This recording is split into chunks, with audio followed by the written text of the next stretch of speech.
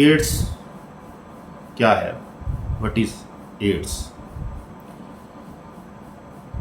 Ads کا مطلب ہے ایکوائرڈ امیون ڈیفیشنسی سنڈروم۔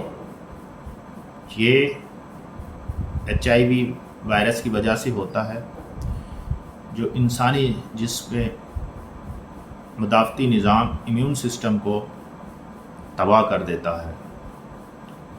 جب HIV وائرس جسم میں داخل ہوتا ہے تو یہ سفید خون کے خلیات CD4 سیلز کو نقصان پہنچاتا ہے، جو کہ انفیکشن کے خلاف دفاع کا نظام ہوتا ہے۔ جب یہ خلیات بہت زیادہ کم ہو جائیں